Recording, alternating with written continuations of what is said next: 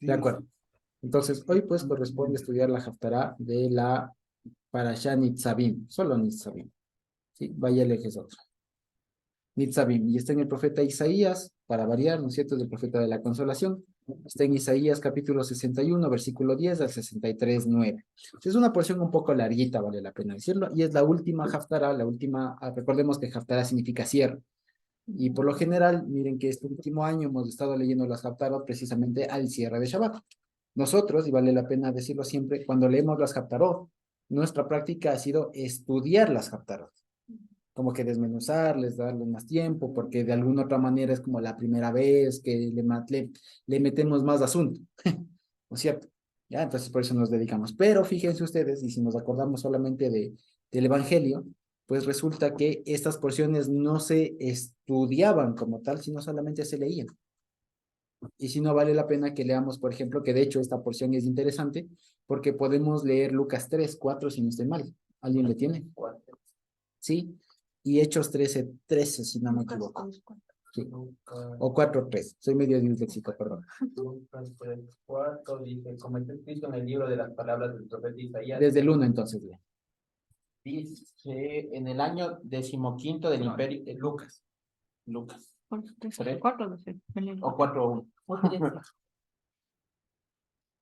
Es de la predicación de Juan Bautista, ¿no? No, no es 4. Entonces debe ser 4. 4:16 es, perdón, sí.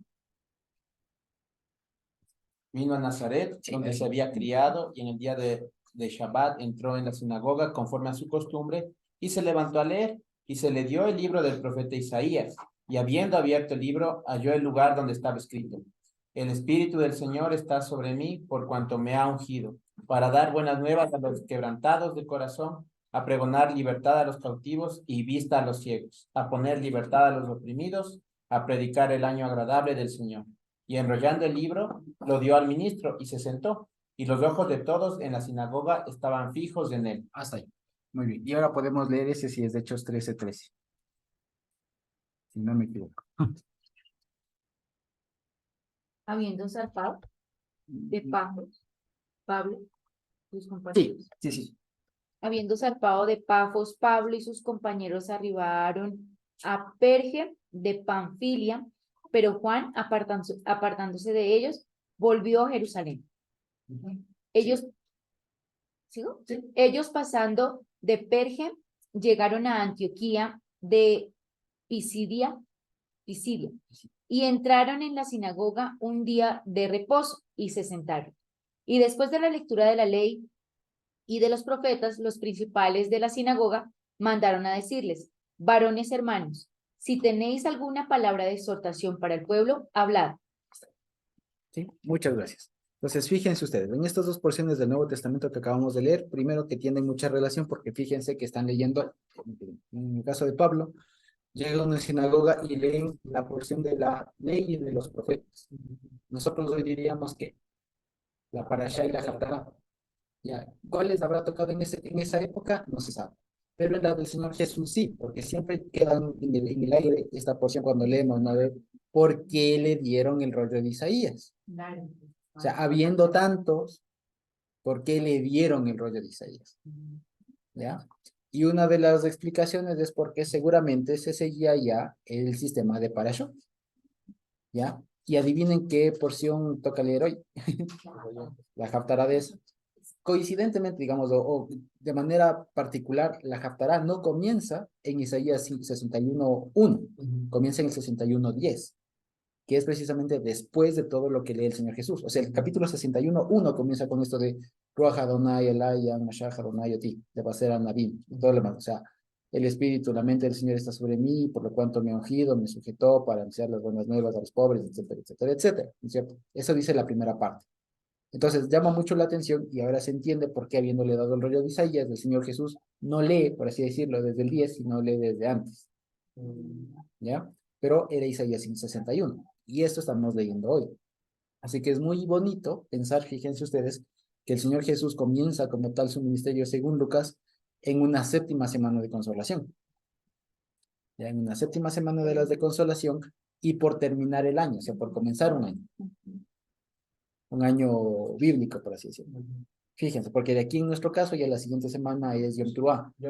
Yom Teruah, que también es Yom Hashanah, ¿cierto? El nuevo año, ¿no es cierto? Y tal, ¿no? Rosh Hashanah y tal. Entonces, fíjense ustedes que es interesante en ese sentido, ¿no?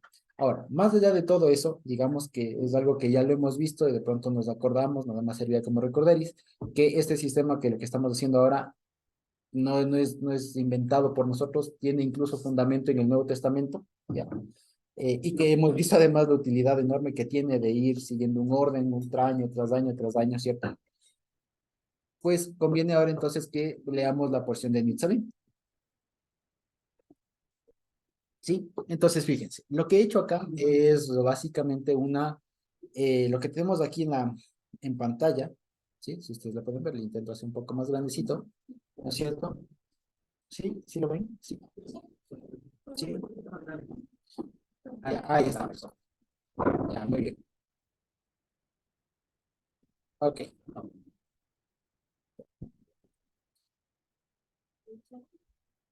Ya, ahí sí. Ok, entonces fíjense ustedes. Aquí lo que he intentado hacer es al principio he puesto con colores, bueno, primero, la base no es la traducción de la Reina Valera, es la traducción que tiene el hermano Eric, ¿ya? Pero, digamos, dado que el Señor también me ha permitido comprender un poco el hebreo, he hecho una revisión e incluso adaptación de lo que el hermano Eric tradujo por algunas particularidades que ya les voy diciendo, ¿sí? Así que no es como tal, así sin más la versión del hermano Eric, sino también intentando darle un más sentido, porque como les comentaba, la traducción del hermano Eric es una traducción bastante literal y en algunas cosas también interpreta. Y si es que no se maneja el lenguaje, es un poco complicado, ¿ya? Y aprovechando eso me di cuenta de un montón de cosas estilísticas que tiene este capítulo de Isaías, ¿ya? Y quería anotarlas. Así que en la primera parte, que básicamente va a ser la primera página de esta porción, de este Word, vamos a ver que está bastante colorido, ¿ya? La segunda no, ¿ya? Porque la idea es que vayamos también participando. Y la tercera vuelve a tener un poco de color, ¿sí? Precisamente. Y esto, fíjense, que sirve mucho precisamente para poder comprender y, digamos, aprovechar los recursos literarios bíblicos que había en la época, ¿ya? Porque, como les digo, el Señor no solo se preocupó por dejarnos su palabra en prosa, o sea, en el principio creó Dios los cielos y la tierra y nos va contando la historia, en eso es prosa, sino que también se preocupó de decir su mensaje de una forma más adornada, de una forma más embellecida e incluso a la vez de una forma más que se diría como, sí, en verso, pero quiere decir un poco más como, a la vez que sofisticada, un poco más también oculta, encriptada. Porque si no estamos, digamos, si no estamos con la mente y todo lo demás, podemos decir cualquier cosa. Podemos terminar diciendo cualquier cosa y ahora precisamente vamos a ver que me llamó la atención que llegué un comentario, vamos a ver en dónde, que incluso el pueblo judío terminó, como se dice acá, disparándose en los pies, ya por las interpretaciones precisamente. Entonces, fíjense, ya, este capítulo 61, y de hecho mientras lo iba leyendo en hebreo, me di cuenta que este es uno de los que más canciones tiene, o más ha inspirado canciones. Ya, esta, por ejemplo, y al final les puedo compartir una lista de reproducción que hice precisamente a propósito de esta Haftarah. Está en hebreo y procuré que tenga canciones, la letra en español, al menos alguna traducción, ¿ya? Entonces, esta dice así: Sos asis ba Adonai, tagel nafshi be Elohai, Gihil bishani, bigdei yesha, meil staka y atani. ¿Ya? Clarito está, ¿no es cierto? Ahora, ¿dónde dice eso? En la Biblia. ¿No es cierto? Ahora, está clarito. Ahora, fíjense ustedes. He leído apenas las primeras 4 líneas, lo he recitado porque me aprendí. Y es una canción, de hecho hay muchos que decía, es canción de Sosa, Sisba, Donai, Tagel, Nafshibe, Elohai, y Hilbishan, y Big Deyeshan, Meil Sakayatani. ¿Ya? Es una canción. Entonces, fíjense. Ahora, ¿qué significa esto? Más allá de que sea melodioso, ¿ya? Eh, el verbo sos, ya el verbo sos o sas, significa eso, tener dicho, tener dicho. Y aquí va, fíjense ustedes, comencemos con los paralelismos, que aquí me disgusto contando eso. Ya, entonces fíjense, aquí hay un verbo que dice sos así dice en hebreo. Ahora, esto es una forma gramatical que se llama infinitivo tautológico, que es una cosa propia del hebreo, que no hay en español, no hay en otro idioma, es propio del hebreo, otra vez se llama infinitivo tautológico. ¿Y por qué? Porque tiene una estructura gramatical que se basa del verbo en infinitivo y después del mismo verbo conjugado, que era la forma de cómo las personas en esa época encontraron o se usaba para decir que algo ciertamente iba a ocurrir. ¿Ya? Entonces, si es que yo digo aquí, sos Asís, miren que en las Biblias ponen, ciertamente me alegraré o ciertamente me gozaré. ¿Ya? Esa es la primera forma, digamos, gramaticalmente hablando. O sea, tiene que ver con una acción que realmente va a pasar. ¿Sí? O sea, aquí por eso le ponen, como les decía en la traducción, ciertamente. En algunos le pondrán en verdad. O así es. No, no, ciertamente. O sea, como que de seguro pasa que esto. O sea, de seguro me alegro, de seguro tengo gozo, tengo dicha. Pero también vienen los comentaristas, dicen lo que pasa es que el infinitivo tautológico nos puede indicar dos acciones. Porque si yo traduzco eso literalmente, que es como traduce el hermano Eric, leo de otra manera. Se lee el verbo en presente, en infinitivo, y después conjugado. Entonces eso puedo leer de dos maneras. En este caso leería literalmente, pues decía, la traducción del hermano Eric es literal. Por eso hay que saberle leer. ¿Ya? No es suficiente con que esté en español. ¿Ya? Entonces, fíjense, a pesar de que está en español, no se entiende esto de tener dicha, tendré dicha. ¿Me explico? Entonces, lo que hay que saber es que eso es una, como les digo, es un infinitivo tautológico y que, o bien significa que, o sea, que ciertamente, que muy seguramente tendrá dicha, ¿ya? O bien la otra, que es cuando ya entran los intérpretes y demás, los estudiosos, dicen, lo que pasa es que cuando hay este infinitivo tautológico, lo que pasa es que la primera acción es para este mundo y la segunda es para la eternidad. Lo que quiere decir es que tener dicha, o sea, tanta es la dicha que va a tener dicha, tanto aquí en la tierra como allá en el cielo. ¿Ya? Pero fíjense que esa es la interpretación que le dan, es una estructura gramatical. ¿Ya? De cualquier manera, el asunto es que se va a tener dicho, ¿ya? Ahora fíjense, y dice el verbo, ¿no? En Hashem.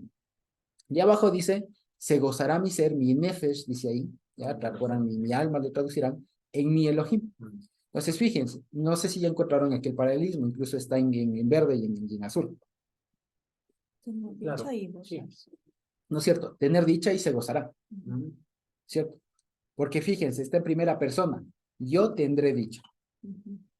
Y abajo está mi ser, está en tercera persona. Pero ¿acaso no es lo mismo decir mi ser que yo? Entonces es lo mismo. Entonces es un paralelismo. Y fíjense, en Hashem y mi Elohim. En este caso, ¿cuál es la idea? Vamos a estar muy gozosos. ¿Ya? Entonces fíjense cómo funciona la literatura, precisamente la poesía. Tranquilamente pudo haber dicho yo en prosa eso como. Voy a estar muy contento. Te vas a alegrar mucho. Me voy a alegrar mucho. Pero dado que está en un lenguaje, fíjense, encriptado, un poco más sofisticado y demás, entonces se lo hace de esta manera. Se le adorna mucho. ¿Ya? Salud. ¿Sí? Y de ahí dice por qué. ¿Ya? Entonces ahí fíjense, dice por qué va a tener mucha dicha. Y fíjense, dice, porque él me vestirá con trajes de salvación y con un manto de sedacá me cubrirá. Y esta segunda y tercera línea tercera y cuarta línea, perdón, es otro tipo de paralelismo que se llama quiasmo. ¿Ya? Este es un quiasmo, un mini quiasmo, porque la primera parte rima con la segunda, con la última, y la del medio con la otra del medio. Entonces se hace como un corchete, como una flechita. Entonces fíjense, él me vestirá, concuerda con él me cubrirá. Trajes de salvación, concuerda con manto de sedacá. ¿Ya? Eso por un lado. Ahora, fíjense por otro lado, aquí hay una cosa. ¿Ya? Y después termina diciendo, como novio en vestido de decoro, ¿ya? Y como la novia que se atavía con sus utensilios. Y eso otra vez es otro paralelismo. Como novio, como la novia, en vestido de decoro, que se atavía con sus utensilios. ¿Ya? ¿Cuál es el asunto aquí? Que básicamente aquí está hablando, ya si nos ponemos a estudiar a qué se refiere todo esto, ¿ya? ¿A qué se refiere? ¿Tienen alguna idea? ¿Ya? ¿De qué está hablando? De que se va a alegrar mucho porque el Señor le ha dado una nueva vestidura. ¿No es cierto? De eso está hablando. Sí, somos bastante castizos. ¿No es cierto? De eso está hablando. Ahora, si lo ponemos a entender, si nos ponemos a entender un poquito más, ¿a qué podría estarse refiriendo? a la iglesia y al Señor Jesús. ¿Pero en qué sentido? En el sentido de que Él es novio y la iglesia es la novia. Y tendrá una relación como de esposo. Ujú. Sí, va por ahí, aunque fíjense, que el paralelo es como novio y como novia. O sea, el énfasis no está en el novio y la novia, está en el énfasis que los dos están adornados. ¿Ya? Ahora fíjense, ¿por qué? ¿Y por qué es tan alegría? Y ahora, por eso les decía, aprovechando que estamos entre parejas que estamos casados, ¿no? Cuando uno se casa, fíjense ustedes, uno experimenta un cambio de ropa, ¿o no? Uno Claro. experimenta un cambio de ropa, tanto el novio como la novia. Y si nos ponemos un poco más literales, por así decirlo, la novia hasta ese momento estaba desnuda, no es que andaba por la vida sin ropa, pero estaba desnuda de su vestido nupcial. Y lo propio el novio. No tenía. No tenía, estaba desnudo del traje, ¿no es cierto? Ahora, fíjense ustedes, si esta idea, ¿no? Fíjense que está hablando de una transición, como el novio que se embiste de decoro para la boda, ¿se entiende? Y como la novia que se atavía con utensilios para la boda, ¿se entiende? Eso supone que antes no estaba, ¿no es cierto? Ahora fíjense, si retrocedemos a las dos líneas anteriores, ¿qué entendemos con esa misma lógica? Cuando dice, Él me vestirá con traje de salvación, ¿qué significa? ¿Qué implica? Que antes no estaba. Que antes no estábamos con traje de salvación. Y cuando dice que me cubrirá con un manto de tzedakah, con un manto de justicia, de justificación, etcétera, ¿qué significa? ¿Qué implica? Que antes no estábamos cubiertos con tzedakah. Entonces, fíjense, ahora entendemos por qué este motivo de alegrarse en este mundo y en la vida venidera. Sí lo vimos. ¿Sí? Sí nos damos cuenta. Entonces, fíjense cuál es, digamos, la profundidad, el alcance de todo esto, ¿no? Tal grande es la alegría en Dios, en todo tal, ¿no es cierto? Porque antes nos dimos cuenta de que la persona que canta esto, que vendría siendo el pueblo en conjunto, no estaba vestido de salvación y no estaba cubierto de tzedakah.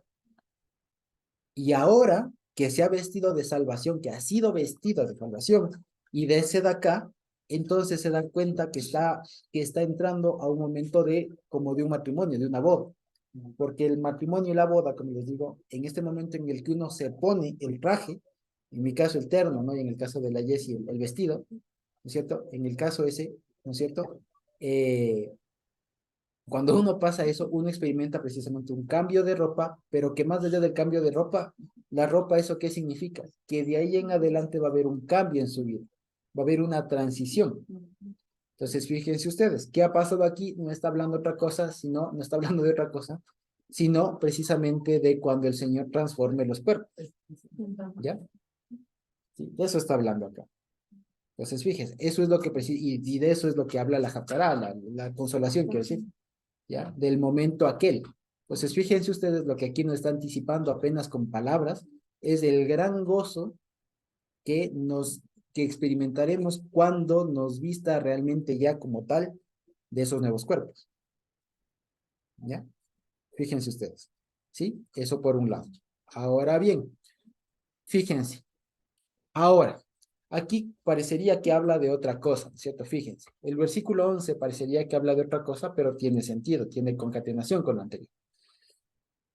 Y dice, porque como la tierra siempre saca su germinación, y como un huerto hace germinar sus semillas esparcidas, así Adonai hará germinar su sedacá y tejilá. ¿Ya? Su justicia y su alabanza pondrán enfrente de todos los gentiles, pondrán en las traducciones. ¿No es cierto? Ahora, no hace falta ser teólogo para entender lo que dice acá. O sea, ¿qué quiere decir? Que el Señor hará germinar, hará brotar, hará visible su justicia y su alabanza enfrente de todos los gentiles, ¿no es cierto? Pero aquí, precisamente, Isaías está utilizando un lenguaje un poco más avanzado, más sofisticado, más pulido, para dar la siguiente idea. Fíjense ustedes. Entonces, aquí hay un paralelismo triple, ¿ya? Fíjense ustedes. Aquí, la primera oración dice, la tierra saca su germinación. Segunda oración, el huerto hace germinar sus semillas, ¿ya? Y tercero, Adonai Hashem hace germinar su Sedaká y Tejilá. Entonces, ¿a qué se le está comparando al Señor? A la tierra y al huerto. ¿Sí nos damos cuenta? ¿Ya? A la tierra y al huerto. ¿Sí? Sí nos damos cuenta, sí me sigue. ¿Ya? Una vez más, porque como la tierra siempre saca su germinación y el huerto hace germinar, así el Señor hará germinar. ¿Ya? Ahora, no sé si ustedes se dan cuenta, pero, digamos acá, y la tierra saca su germinación, ¿no es cierto? El huerto germina sus semillas esparcidas, el Señor hace que germinar Sedaká y Tejilá. ¿Ya? Entonces, fíjense ustedes. Y aquí me detonó una cosa, que es lo que me permitió entender un poco mejor, y es lo siguiente. En la última frase de este versículo hay un añadido que en los otros no hay. Que fíjense, dice, así Adonai hará germinar su Sedaká y Tejilá, y añade, enfrente de todos los goyim. ¿Ya? Ahora, esto en nuestras traducciones le ponen precisamente delante de todos los gentiles. Y si nosotros lo entendemos así, de manera sencilla, lo que entendemos es que literalmente nos imaginamos como un campo, un jardín, un huerto ahí, ¿no es cierto? Llamado el Señor, de manera muy figurativa. Y de pronto comienzan a brotar como si fueran plantitas, lo que sea, ¿no es cierto? Sedaká y Tejilá, y al frente los gentiles. Es un montón de gente viendo, digamos, ¿no es cierto? ¿Ya? Esa es la idea que tenemos, ¿no es cierto? Lo que nos imaginamos. Pero resulta que esta palabra enfrente en hebreo es neged, y eso es como que en contra, en oposición de. Y fíjense ustedes, y esto precisamente fue lo que detonó para saber que aquí estaba una idea implícita en las otras dos. Porque, y aquí recordemos nuestras clases de biología o de ciencias naturales de la escuela, ¿no? ¿Ya? ¿Ya? Primero, ¿qué pasa con las plantas? Lo más sencillo, que las plantas es digamos, el proceso de germinación, de crecimiento de una semilla es algo contra natura, en el sentido, ¿ya? Porque primero, como incluso lo recoge la Biblia, ¿no es cierto? La semillita tiene que podrirse, tiene que morir para que nazca la otra, lo cual ya en sentido teológico nos dice mucho. Por otro lado, fíjense ustedes, ¿qué es lo normal en esta creación? ¿Qué es lo normal? ¿Que las cosas suban o que las cosas caigan? Caigan por la gravedad. ¿Qué opinan? ¿Qué es lo normal? ¿Que las cosas suban o que las cosas caigan? Caigan por gravedad, ¿cierto? Ahora fíjense ustedes, las plantas desafían en ese sentido de la gravedad. Porque ¿en dónde están los nutrientes de las plantas? En la tierra. Y ahora fíjense una secoya, un árbol de secoya que tiene 100 metros de altura. ¿Qué significa? Que desde el suelo se manda una subida de todos los nutrientes hasta 100 metros de arriba. ¿Y eso qué es? Contrario a la naturaleza. Incluso me acuerdo que nuestras plantitas tienen precisamente fotosensibilidad, ¿ya? Es decir, que procuran la luz, o sea, las plantas no se agachan, sino se van hacia arriba, lo cual también desafía la realidad, las leyes de la gravedad. Fíjense ustedes. La plantita no es eso, o sea, no sé si ven lo que quiero decir aquí. Aquí faltaría, como decir, o sea, aquí está implícito en este versículo, ¿ya? En este versículo está implícito como decir esto, porque como la tierra saca su germinación, podríamos decir así, contra la gravedad, por decir así, ¿ya? Y como un huerto hace germinar sus semillas igual, contra la gravedad, ¿ya? Así el Señor hará germinar su Sedaká y su Tejilá enfrente de todos los gentiles. Aquí enfrente podemos entenderle como decíamos contra. O sea, a pesar de. Ahí voy.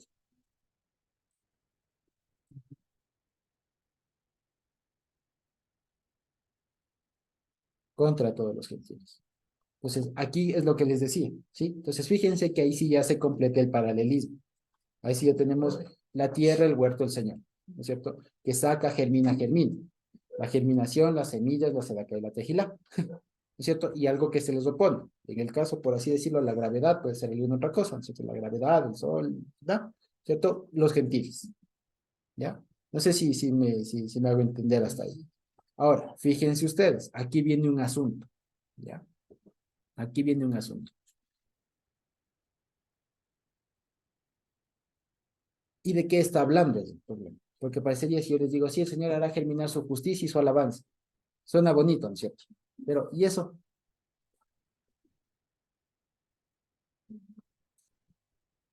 Pero, ¿y eso? ¿No es cierto? ¿Sí? ¿Qué entendemos por eso? La acá ya sabemos, ¿no? Como sabe decir el hermano Eric, la justicia que es por la fidelidad, ¿no es cierto? ¿Ya? Y la tejilá, como decía, él está evitando una maravilla, una maravilla, un portento del Señor, ¿no es cierto? Una obra maravillosa del Señor, que es lo que traducen alabanza, ya que para decir la alabanza no es la canción, sino es precisamente, digamos así, más exactamente, tejilá es lo que ocasiona, digamos, aquello que detona la expresión de romper el silencio. O sea, pues, dicho, La cuando el Señor hace, confesión de las maravillas. perdón. La confesión de las maravillas. Exactamente, pero más que sí, pero más que, digamos que la confesión, lo que dice el verbo, ¿cómo es? ¿Cuál es el verbo? Halal. Lo que hace el verbo halal es básicamente prorrumpir el silencio, ¿ya? Pero se rompe el silencio a causa de algo, ¿ya? Porque la idea del verbo halal es que está una congregación, digamos, de un montón de gente en silencio y algo hace, algo que les hace dar loores, honores, cosas por el estilo. ¿Ya? Exaltación, dar gracias, confesar, lo que sea, ¿ya? Pero ese es el contexto. Entonces es la expresión. Como cuando la gente en el estadio está en silencio, hay un gol y brinca. Exacto, exacto, más o menos esa es la idea en general. En este caso lo detona un gol, ¿ya? Un obra humano, ¿ya? En nuestro caso, ¿qué es lo que causa que como pueblo rompamos del silencio y digamos, gracias, bendito Dios, etcétera? Sino una maravilla del Señor. Ya, por eso es que el hermano Eric nos da ya lo masticadito. ¿No? Entonces nos dice, ya, no se hagan lío, Tejilá es la proclama de una maravilla del Señor. Entonces, claro, pero tiene todo este trasfondo detrás, ¿no? Entonces, fíjense ahora, una vez más, ¿a qué se refiere todo esto? ¿A qué se refiere todo esto? O sea, y si ya les digo, ¿qué es en últimas la Sedacá y qué es en últimas la Tejilá? Porque fíjense ustedes, aquí dice que el Señor, si nos ponemos gráficos, el Señor funciona a manera de tierra, de campo, que va a sacar algo contra natura. Ahora, pregunta, así sin más, ¿qué es aquello que el Señor ha hecho brotar de sí contra natura a pesar de las huestes, que en este caso serían los gentiles? A pesar de la maldad, del maligno y todo demás. ¿Qué ha sido eso que ha salido así a pesar de todo? ¿Qué ha sido? El Sus Mesías, frutos, el Mesías y qué más.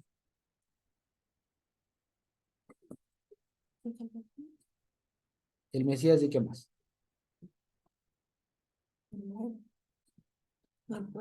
El Mesías y el pueblo. Sí, exacto. El Mesías y el pueblo. Y fíjense, y aquí hay un pequeño detalle. ¿En qué persona está esto? ¿En qué número está esto? La palabra germinación, las profesoras de lenguaje. ¿Qué persona, número y tiempo está? Ya, pero es singular, plural. Singular. Es singular. No son germinaciones. ¿No es cierto? Singular, ¿no es cierto? Entonces es una. Entonces fíjense, la tierra saca su germinación. Y la segunda que dice, plural. Entonces fíjense, por eso les decía, es un paralelismo bien hermoso. Porque Hashem Adonai hace germinar primero su sedaká y su tejilá. Es decir, la germinación es la sedaká que está relacionada con el Mesías, obvio, y las semillas esparcidas somos nosotros del pueblo, que es la tejilá. Ah, ¿no es cierto? Ya, ¿no es cierto? Entonces, fíjense, ¿no es cierto? Por eso les digo que esto es algo que, ahora, si les digo en lenguaje sencillo, vean, el Señor contra todo pronóstico trajo al Mesías. Y contra todo pronóstico, desde que el diablo se opuso, hizo un pueblo. Podemos entenderlo así, ¿no es cierto? ¿Ya? Y de hecho es así, fíjense ustedes, si nos ponemos a pensar, cuántos obstáculos no le puso por así decirlo, el sistema, el Satanás, cuando nació el Señor Jesús. ¿Cuántos obstáculos no le puso? que Herodes, que la noche que iban a hacer no había dónde, que José le quería dejar cuando se enteró que estaba embarazada María. ¿Cuántos obstáculos? Fíjense, ya, o sea, un montón de cosas. Sin embargo, y pese a todo eso, nace el Señor. ¿Ya? Ya vemos ahora lo que hemos estudiado Mateo y Marcos ahora, que pese a tanto oposición, ¿no es cierto? Tanto rechazo de los fariseos, que esto, que el otro, Señor crece y nace y da su fruto, ¿cierto? Y tal, y crece, digamos, y da su fruto, hace su obra, pues. Y lo mismo con el pueblo. Si solo nos fijamos en la historia de Abraham y de sus descendientes, ¿cuántos obstáculos también no tuvieron que atravesar? La propia esterilidad de Sara, el propio salir de donde estaban, ya que después se van donde el faraón, que se van donde Abimelech. Digo, ¿cuánto obstáculo? Ya, después que nace, que no se encontraba esposa, que van allá, o sea, me explico, y así si nos ponemos a ver cuánto obstáculo no hay. Y ya no les digo como nos hacía poner la vista también Carmita ayer, ya no les, ya, y ni siquiera les digo del tema espiritual, ¿no? De cómo se obran las tinieblas ahí atrás para que no avance la cosa. Entonces, fíjense, ya les digo cuántas cosas, o sea, en realidad nosotros en ese sentido y la existencia tanto del Mesías, del Señor Yehoshua, como de nosotros como pueblo, es una obra contra natura. Es un milagro, ¿ya? Que solamente se explica por la obra, por la presencia ahí del Señor, ¿sí? Entonces, fíjense, sí lo vemos ahora. Y esto solamente en los 2 primeros versículos de esta Haftarah, ¿ya? Por eso les decía, fíjense ustedes el nivel digamos, de estudio que habrán tenido en ese momento, que solamente hacía falta releer. Ahorita nosotros estamos como que descubriendo esto, ¿no es cierto? Pero en esa época ya solamente les faltaba acordarse, ¿no? Entonces, fíjense, de aquí ya solamente diremos, ¿no? De alegrarme, alegraré en el Señor, porque y se gozará mi alma, mi ser en el Señor, porque Él me vestirá de trajes de salvación y con un manto de justicia, etcétera. Ya sabemos de qué se trata. ¿Cierto? O sea, en adelante, cuando vayamos a leer Isaías 61, quiere decir, ya sabemos de qué se trata. ¿Ya? O sea, ya no partimos de cero. Quiero decir, o sea, estamos viendo en pocas palabras que estos 2 versículos nos están hablando no de otra cosa, sino de todo lo que el Señor Jesús ha hecho, lo que el Señor ha hecho para que en últimas estemos con Él en la naturaleza que Él está, porque Él habita en, digamos así, en Sedacá, en justicia y tal. ¿Me explico? ¿Sí? Entonces, no sé si hasta ahí estamos de acuerdo. Gracias. ¿Sí? Entonces, no sé si hasta ahí estamos bien, si me siguen hasta ahí. ¿Sí? ¿Estamos claros? En esa época ellos no tenían ese discernimiento, o sea, ellos no, para ellos era claro este mensaje así, ¿o no? No tanto, verás, no era tan, digamos, no tanto como nosotros por una razón, porque incluso hasta la época del Señor Jesús y los maestros que había en la época, incluso posteriores, cuando no le reciben, ¿ya? Lo entienden mucho esto como solamente al pueblo. O sea, y ponen el énfasis en el pueblo, ¿ya? No le ponen el énfasis en el Mesías y mucho menos en el Señor Jesús. Claro. Y ya les digo, más adelante vamos a ver un momento en el que un comentarista judío incluso se da, como digo, se dispara en los pies precisamente por interpretar sin el Señor Jesús. Ya les comento. Entonces, fíjense, hasta aquí básicamente es eso. Y digamos, de hecho, mucho de lo que hace el pueblo judío, en realidad, digamos, el método de análisis, de interpretación de ellos es bastante particular. Al principio puede sonar difícil, pero ya cuando le vemos y le agarramos un poco de asunto, se resulta bastante familiar.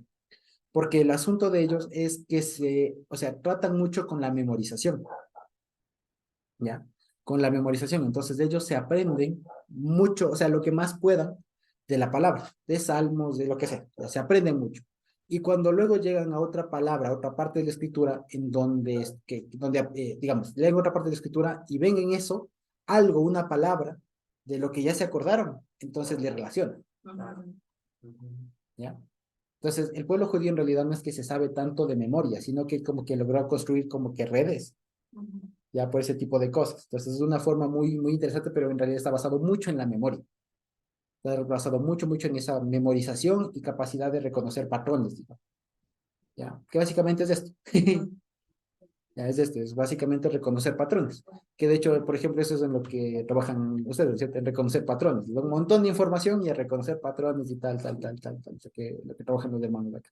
¿No es cierto? Entonces, fíjense que esa es una forma muy avanzada incluso de aprender. no de reconocer un buen patrón y replicar, ¿ya? Y eso es, pero digamos, por eso al principio puede ser muy complicado porque implica tener una buena base de datos, una buena base con la que después voy trabajando. Y eso el pueblo judío lo tiene.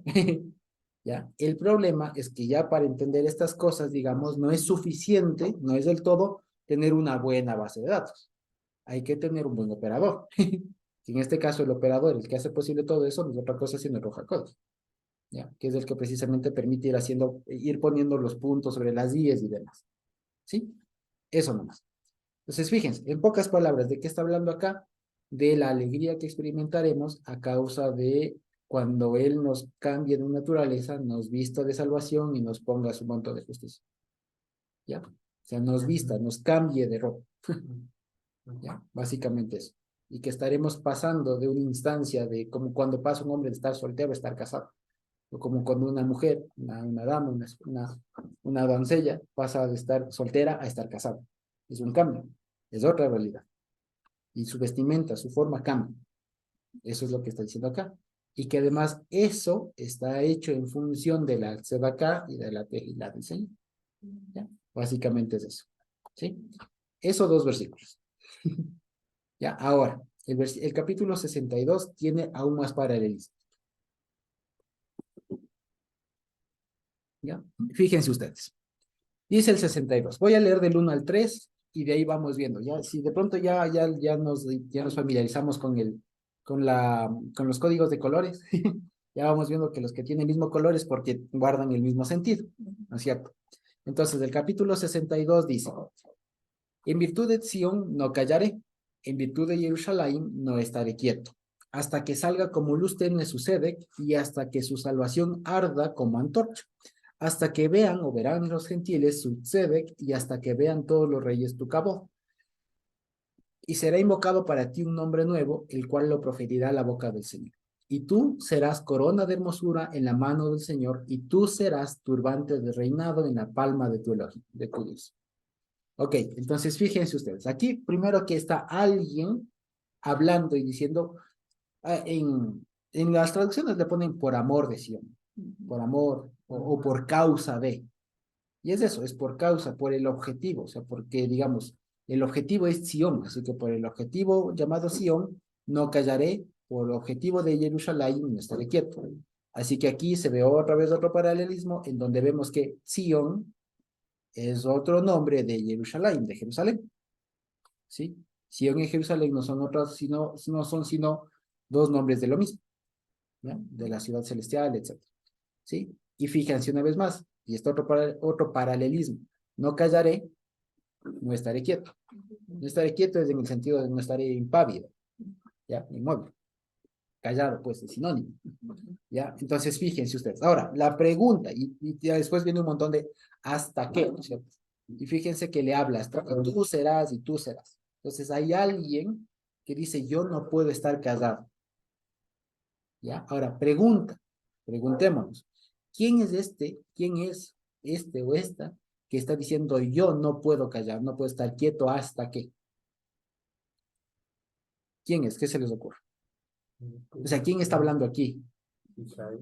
Isaías.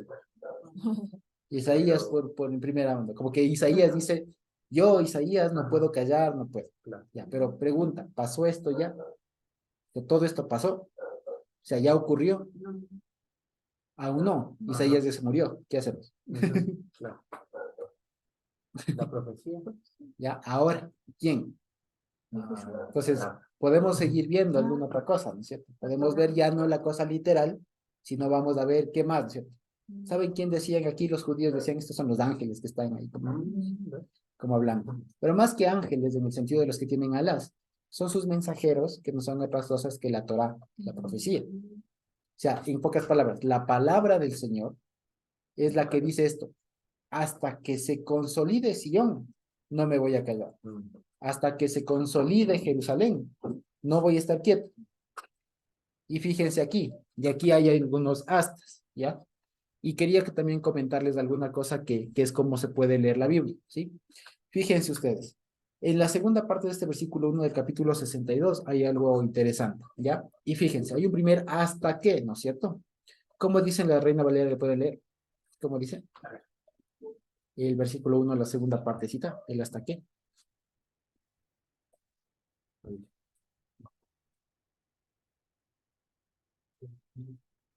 Cualquiera. Hasta que salga como resplandor su justicia. Hasta que salga como resplandor su justicia y Y su salvación se encienda como una. su salvación se encienda como una antorcha. Entonces, fíjense, en esta versión de aquí, ya, lo que he podido hacer también es poner, cada vez que ustedes vean unos corchetes en esta traducción, es que eso no forma parte del texto original. ¿Ya? Esos son ayudas, exacto, lectura, digamos, son ayudas para que se entienda. ¿Ya? Son ayudas que uno pone para que se entienda mejor. ¿Ya? Y para que incluso en este caso se evidencie más los paralelos. ¿Ya? Entonces, la idea una es, hasta que se consolide, el objetivo del Señor, que es Jerusalén, no va a silenciarse, no va a estar callado. Y aquí dice, ¿cómo? ¿Cuándo se consolida entonces? ¿Ya? Fíjense ustedes. ¿Ya? No sé si vemos el razonamiento. El asunto es, sí, más bien dicho, la Torá, la palabra dice, ¿no? Hasta que se consolide Sion, no voy a callar. La pregunta es, ¿y eso cuándo? ¿No es cierto? ¿Ya? ¿Cuándo? Y ahí dice la respuesta, hasta que salga como noga, que se acuerdan que vimos en la Haftará pasada, aparece la palabra noga, que se acuerdan que era esa luz tenue, esa luz que pasa a través de las rendijas, ese rayito de luz así que atraviesa una rendija, ya, ese es el noga, ya, dice hasta que salga como noga, como luz tenue, su sedek, su justicia, y hasta que, si ven, se entiende, su salvación arda como antorcha. Entonces, fíjense ustedes, hasta aquí. ¿Y esto a qué se refiere? ¿Ya? Si nos preguntamos una vez más a qué se refiere, preguntémonos, ¿a qué se refiere esto? ¿A qué se refiere esto de hasta que salga como noga su justicia, hasta que salga como luz tenue su justicia? ¿Dónde está el Mashiach? ¿Está en su primera venida? Exactamente. Estas dos primeras líneas hace referencia a la primera venida del Señor. ¿Por qué? Porque fíjense ustedes, aquí llama la atención lo primero. Si ustedes tienen un cuarto oscuro, digamos una habitación oscura de tinieblas, y prendemos una antorcha, ¿se alumbra? ¿Pero completamente? No es lo óptimo. No completo. No es cierto. E igualmente, ustedes quieren alumbrar algo y meten una pequeña luz así, la luz solamente por una rendija. No, pero ¿qué es esa luz que entra por la rendija? No es sino el anuncio, digamos, el anticipo de una luz mayor que está por venir. Sí. Si nos damos cuenta. De eso se trata, ¿sí? ¿Ya? De eso se trata. Entonces, fíjense ustedes, ¿ya? Ahora, entonces, por eso, y lo mismo la antorcha, es una representación chiquita, es una versión portátil de la luz. ¿O no? ¿Ya? Porque normalmente el fuego se acumula en lugares más o menos grandes. ¿Ya? Pero una antorcha es una cosa chiquita, portátil para el fuego. Y eso no es el concepto de Mashiach. Si se dan cuenta, el noga, la luz pequeña, tenue, pero que está conectada y viene de una fuente mucho más grande, y lo mismo la antorcha. ¿Ya? Entonces eso por eso dice, hasta que salga como Luis su Sedek, y el Sedek del Señor, el Sedek es no otra cosa que el Señor, ¿ya? Que el Mesías. Y su salvación, más claro no se puede ser. Arda, se encienda, comience a arder como antorcha. Esto tiene que, entonces fíjense ustedes, entonces, ¿cuándo se comienza a consolidar Sion? Con la primera venida del Señor. ¿Ya? Entonces hasta ahí la Torah no se cae. Pero dice ya, y aquí preguntémonos, pues aquí nosotros diremos, Torah, ¿vas a seguir callada? O sea, o vas a callarte porque ya vino el Señor, la primera vez. La Torah nos respondería, la palabra, la profecía nos respondería, no, falta, porque aquí dice otro hasta qué. Hasta que vean los gentiles tu Sedek. Y aquí tu Sedek le está hablando a ella, en femenino está. O sea, le está hablando a la Sion o a Jerusalén. ¿Ya? Entonces dice, hasta que vean gentiles tu Sedek. Y hasta que vean todos los reyes tu Cabot. Y sea invocado para ti un nombre nuevo, el cual lo preferirá la boca del Señor. Entonces, esta segunda parte, este versículo 2, habla de qué? Pues de la segunda venida. Cuando todos los gentiles vean tu cetro, ¿ya? Y cuando todos los reyes también vean tu cabot. Que tzedek, la justicia del pueblo, ¿quién es? Pues el Señor, obvio, claro, el Señor Jesús. ¿Y quién es del cabot del pueblo? Pues el Señor. Entonces, fíjense, si ven, entonces, ¿hasta cuándo, o sea, cuándo va a silenciarse, por así decirlo, ¿no? ¿Hasta cuándo va a estar callado? ¿Hasta cuándo no va a callar? Hasta que el Señor Jesús venga otra vez. ¿Ya? ¿Hasta cuándo? Entonces, uno diría, Señor, ya vieron, o sea, Torah, ya vieron, ya van a ver los gentiles. O sea, es seguro de que tú vienes. Van a ver los gentiles y los reyes a ti te van a ver y tal. Y nos va a dar un nuevo nombre. ¿Ya? Hasta ahí. Dice, no. Dice, hasta que se entiende, ¿no? Tú seas corona de hermosura en la mano del Señor y seas turbante de reinado en la palma de tu Dios. Y eso quiere decir para siempre. ¿Ya? Entonces, ¿qué quiere decir esto? O sea, que la Torá, la palabra, no va a silenciarse, ¿no es cierto? Solo, digamos, o no va a estar vigente hasta la primera venida, ni hasta la segunda, sino siempre. Porque fíjense, dice, hasta que tú seas corona de hermosura en la mano del Señor. O sea, en la mano, que esté presente, que siempre la tenga. ¿Ya? Y lo mismo, turbante de reinado en la palma del Señor. Turbante, lo que va en la cabeza. De hecho, esta palabra de aquí, turbante, es la que se ponía el sumo sacerdote. Como la mitra. No. Como lo que traduce en mitra. Lo que traduce en mitra, el turbante. Pero algunos incluso le traducen como diadema. Diadema de reinado. ¿Mm? Porque en la mano y no en la. No, pues, Porque en la mano. Lo que pasa, ¿qué pasa cuando alguien tiene algo en la mano? lo cuida. Lo tiene, lo cuida y además es sinónimo de que es poseedor, de que es propiedad, claro. Porque en la mano de significa que es dueño. Ya. Sí, entonces, si tú serás corona de hermosura de propiedades, por así decirlo, y tú serás turbante de reinado en la palma de propiedad del Señor. ¿Sí? Es la misma idea dos veces. ¿Sí se dan cuenta? Entonces, fíjense que esto, como les decía, a la vez que nos va, digamos, ratificando algunas cosas respecto de la palabra, ¿no? De todo esto de la primera venida a su segunda y demás, ¿no es cierto? También nos va mostrando algunas formas que es lo que quería y quiero siempre compartirles. Y es este asunto del estilo que tiene la palabra, que tienen los profetas al momento de escribir. ¿Sí? Aquí nos damos cuenta. Ok, entonces fíjense. Y aquí vuelve a decir, está hablando la Torah, está hablando la profecía, ¿no es cierto? Dice, no será dicho a ti otra vez, Azubá, y a tu tierra no será dicho otra vez, Shmamá. No. ¿Ya? Shmamá. Porque a ti será invocado este nombre, Jepsiba, y por tu tierra será invocado este nombre, Beulá, porque el Señor está complacido en ti y porque tu tierra será enseñoreada. ¿Ya? Ahora bien, esto que parece que está, que en realidad está en hebreo, está en otro idioma, vamos a verlo. Aquí continúa la profecía, ¿cierto? O sea, lo que ya he dicho antes, de que básicamente el Señor va a tener control otra vez de su pueblo, que es eso que está en la mano, ¿cierto? Dice, no será dicho de ti Azubá, y Azubá no es sino desamparada, abandonada. Entonces, no será dicho de ti otra vez abandonado. Y a tu tierra no será dicho otra vez Shmamá, que eso es solitario. ¿Ya? Solitario, abandonado, igual, son sinónimos. ¿Ya? Son solitarios, abandonados. Dice, porque a ti se ha invocado este nombre, Jepsiba, ¿ya? Y por tu tierra será invocado este nombre, Beulá, ¿ya? Y aquí nos dice por qué.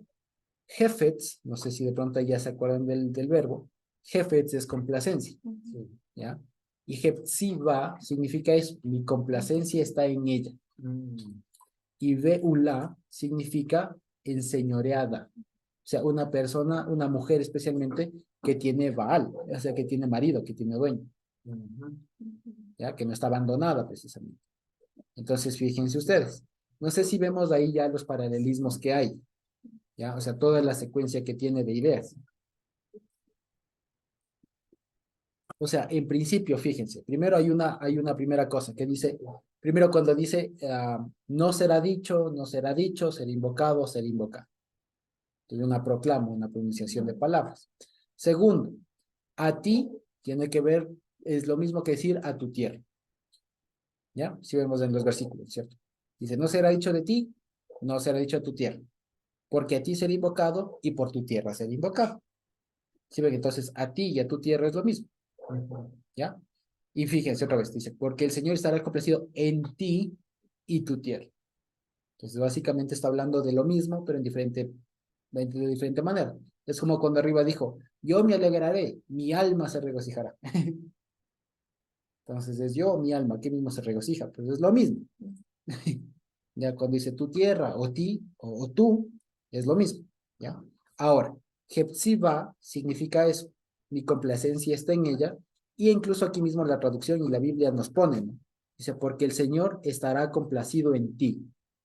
Y Beulá, porque tu tierra será enseñoreada. ¿Qué tiene que ver? Fíjense esto, otra vez, tiene que ver con lo que ya veíamos antes. Tiene que ver con esto. Fíjense, Azubá tiene que ver con Hepzibah y tiene que ver con este de aquí. ¿No es cierto? Y por otro lado, Shmamá tiene que ver con... perdón. Shmamá tiene que ver con Beula y tiene que ver a su vez con el señoreal. ¿Ya? Entonces, fíjense ustedes, dice, ustedes antes estaban Azubá, es decir, abandonados, o sea, sin complacencia, no tenían ningún adorno, hoy el Señor se complace en ustedes, y es lo que repite otra vez.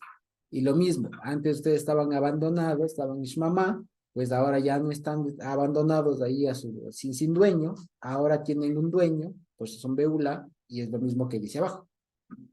¿Ya? ¿Sí se entiende? ¿Sí me explico? ¿Ya? Entonces, fíjense ustedes que básicamente este versículo 4 es una misma idea dicho de 3 veces diferentes, de 3 formas diferentes. ¿Sí? Que básicamente es decir, ya no va a estar el pueblo solo, ya no va a estar el pueblo solitario, abandonado, que parece que no tiene dueño, sino que va a estar ya con su dueño, que va a estar con el mejor dueño que se puede tener, que es con el Señor mismo. ¿Sí? Eso básicamente, de este versículo. Ahora bien, sigamos. Dice, fíjense ustedes, ¿ya? Porque así como un joven dispuesto toma señorío de una betulá es una doncella lista para el matrimonio, dice, tus hijos o tus reconstructores tomarán señorío de ti, y como es la dicha del novio por la novia, así se llenará de dicha por ti tu Elohim. Ahora bien, ahora sí es que el Señor está haciendo referencia a la comparación del matrimonio, ¿ya? Y seguramente de pasajes como estos es de los que se sirvió o se inspiró después del apóstol Pablo para explicar lo que dice en Efesios respecto de que el marido es la cabeza y todo lo demás, partiendo del símil entre Cristo y la iglesia y tal, precisamente del matrimonio. Porque fíjense, aquí está profetizado, está escrito, está enseñado que principalmente, digamos, aquí el énfasis es que el momento en el que el Señor decide tomar, digamos, por así decirlo, tomar dominio, tomar posesión de su pueblo como tal, lo que implica su venida y demás, es causa de gran regocijo. ¿Sí me explico? Y como para decir así, en un lenguaje muy castizo para nosotros, es así, ¿se acuerdan ustedes cuando se casaron? ¿Se acuerdan cuando se casaron ustedes y pudieron ya estar con su respectiva esposa? ¿Ya? ¿Se acuerdan de esa emoción, de esa alegría? ¿Ya? ¿Se acuerdan? Ya, pues algo así, pero muchísimo más. Ahora imagínense si apenas cuando uno se casa, ¿no es cierto? Experimenta semejante alegría, semejante, digamos, completitud, emoción, si se quiere, ¿cierto? Semejante regocijo, no se diga cuando el Señor venga a reclamar a su novio. ¿Ya? Por eso les digo, a propósito de que estamos algunos casados acá, pues es eso, ¿ya? Y de pronto nosotros lo hemos experimentado en carne propia, algo de aquello, de verle a nuestra esposa, a nuestra novia, vestida, ¿no es cierto? No alborotada, vestida, ¿no es cierto? Lista, preparada, y que venga, ¿ya? Y que venga, y entonces ahí sí completar esto, fíjense ustedes, que aquí puede sonar raro, dicho sea de paso, cualquiera de nosotros con un poco de de mente del mundo actual diría, ay, qué feo que aquí el hombre se enseñoree de la mujer, pone el grito en el cielo. Ya, que el hombre se enseñoree de la mujer, no, arriba las mujeres, mujeres al poder. ¿Ya? No, lo que pasa es que aquí estamos viendo esto, ¿ya? Aquí lo que pasa es que no nos hemos dado cuenta que el Señor utiliza su obra para enseñarnos que su esposa estaba cautiva, ¿ya? Y que cuando Él viene a tomar su señorío, es porque tiene precisamente ya todo cubierto para tomarlo, ¿ya? Así que cuando el Señor viene a tomarla, viene Él como un bajur, que dice ahí, como un joven dispuesto, como un joven escogido, ¿no es cierto? Para casarse, pues, ¿cierto? Para ya cumplir con el deber y todo lo demás, es porque tiene ya solventado todo lo necesario. Ya no hay más impedimentos. Y es lo que precisamente, fíjense, yo lo viví y creo que también les evitan, que antes no nos podíamos casar no por falta de voluntad. ¿Ya? ¿No es cierto? ¿Ya? Sino porque no estaban las condiciones. ¿Sí me explico? ¿Ya? No porque no hubiéramos querido, sino porque no es necesario. Y fíjense, por eso mismo les decía, incluso hablando del matrimonio, no es suficiente con que haya, con que se quiera, sino con que haya con qué, que se hayan superado varias condiciones, varios normalmente impedimentos que puedan verse, ¿no es cierto? Ya que puedan haber por ahí. En este caso, fíjense, más bien dicho, y lo que la palabra nos enseña es que solamente cuando se han superado todos cuando se hayan superado todos esos obstáculos, digamos, esos impedimentos, es que entonces se puede tener un matrimonio gozoso, ¿ya? Porque si no, fíjense, precisamente eso es lo que de pronto se experimenta cuando experimentan parejas y demás cuando comienzan no preparados. Al principio se la sufre, ¿no es cierto? Al principio se la sufre por eso mismo, ¿ya? Porque hubo más voluntad que preparación. Entonces, fíjense, y en cambio falta lo otro y a veces ya actualmente en cambio pasa lo contrario. Hay demasiada preparación y poca voluntad. ¿No es cierto? Ahora pasa lo contrario. Pero en todo caso, lo que quiero decir y lo que dice aquí, el énfasis aquí es en que nos fijemos en la alegría, en el gozo que se dispara a propósito de que el Señor, digamos, a propósito de que el Señor ha venido ya por su novia, por su esposa. Entonces, por eso dice, miren, y como es la dicha del novio por la novia, ¿ya? Así se llenará de dicha por ti tu Elohim. Entonces, fíjense, ya les digo, y es lo que les comentaba. Si nosotros, nomás cuando le veíamos venir, yo le veía venir a Jesse, ¿no? Y le veía venir todo así, era una alegría, pero que no se puede escribir, ¿ya? Por todo, porque estaba haciendo nuestras vidas, era el inicio de una nueva etapa y todo lo demás, ¿ya? Por todo, ¿ya? Ahora, ya les digo, para imagínense ustedes lo que sentirá, lo que es la alegría que, como dice aquí, llenará de dicha el Señor, cuando ya nos vea a nosotros como su pueblo venir. ¿Ya? Y que digan, están listos y todo. Me explico, ven que es una dimensión pero hermosa, es bellísima, es preciosa esto, ¿ya? Y por eso fíjense, o sea, todo lo que se hizo, porque en realidad cuando nosotros nos acordábamos igual todo lo que planificábamos, se acordarán ustedes, ¿no? Todo lo que planificábamos, lo que decíamos de aquí, que esto, que lo otro, y después ya pasó y fue como que, o sea, wow, ¿no? O sea, lo logramos, se logró un montón de cosas y es una alegría, una satisfacción de haber hecho las cosas bien, de que Dios nos guardó, de todo lo demás. ¿Sí? Entonces, fíjense, y sobre todo, de haber hecho las cosas en orden. O si en todo caso, si es que en algún rato se equivocó, es haber logrado enmendar las cosas y haber logrado hacer bien las cosas. De tal manera que cuando llegue el momento estamos ya correctos. ¿Sí? Entonces, fíjense que también la alegría no es solo porque finalmente se va a poder unir, ¿sí? Sino la alegría es porque se puede hacer eso, pero porque todo lo anterior ha sido hecho de manera correcta. Fíjense que eso es hermosísimo. ¿Sí? Y de eso también va el matrimonio, y el Señor nos permite también a nosotros poder experimentarlo. Y fíjense, y aquí en este versículo 6, que ya estamos por la mitad, en unas 2 o 3 horas más ya terminamos. ¿Cierto? En este versículo 6 hay una cosa que también me puse a preguntarme quiénes son o qué estaban hablando, ¿ya? Y dice, fíjense, sobre tus murallas, oh Jerusalén, encargué guardianes. Todo el día y toda la noche de continuo no callarán. Los que hacen memorable al Señor, no habrá silencio para ustedes. Y no den silencio para Él hasta que establezca y hasta que ponga a Jerusalén Tejilá en la tierra. ¿Ya? Entonces, fíjense ustedes. Aquí la pregunta es, ¿quiénes son estos guardianes? ¿Ya? No necesito ser teólogo para saber lo que está diciendo. El Señor puso a unas guardianes, vigilantes, vigías, ¿no es cierto? Atalayas diré en alguna otra versión, que dice que van a estar hablando continuamente hasta que el Señor fije, establezca, funde a Jerusalén. ¿No es cierto? Es lo que está diciendo. ¿Cierto? Ahora, la pregunta es, ¿y quiénes son estos guardianes? ¿Ya? Pregunta, y ahí, ¿qué opinan ustedes? ¿Quiénes son estos guardianes? Los profetas. Los profetas, ¿quiénes? Los judíos entendieron que eran los ángeles, una especie de ángeles, alguna cosa así, ¿ya? Y una vez más, no están tan mal. El asunto es que solamente nosotros cuando decimos ángeles nos imaginamos los que tienen alas. Y no, aquí entiéndase los mandamientos. Y fíjense, sobre tus murallas, una vez más, ¿por qué hace murallas? Y hace referencia a Jerusalén, porque Jerusalén es una ciudad amurallada. ¿Qué significa que tiene murallas? Por un lado que tiene defensas y por otro lado que tiene límites, que está delimitado, que no se sabe a dónde va, que es una ciudad determinada, ¿ya? Entonces dice, sobre tus murallas, o sea, sobre tus límites, sobre tu protección, puse o encargué, comisioné, si se quiere, guardianes. Y ahora una pregunta, aquí nos damos cuenta que están hablando de algo mucho más sobrenatural, digamos, algo que no es una persona. Porque fíjense ustedes, no sé si ustedes han visto en los militares, y que precisamente utilizan esta palabra, ¿no? Que me voy de guardia, o los médicos también, ¿no? ¿Y cuándo les toca la guardia? ¿De día o de noche? La noche.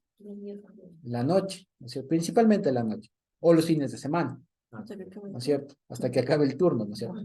Pero por lo general, al que le toca la guardia en esa época, en los vigías de las murallas, pues era la noche.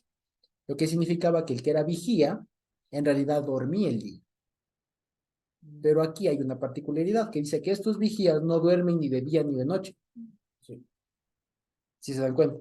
Entonces ya estamos viendo que no se refiere ni a los ángeles, ni a los pastores, ni a los profetas, sino que se refiere a aquello que Dios ha determinado, ha puesto aún sobre las murallas, que están constantemente hablando al pueblo, por un lado, y están constantemente incluso, como diciendo, recordando, pues, si se pudiera decir algo, hablándole a Dios, o recordando, o estableciendo, si se quiera, el propósito de que se establezca Jerusalén. ¿Sí? Se movió. ¿Sí? Ahí.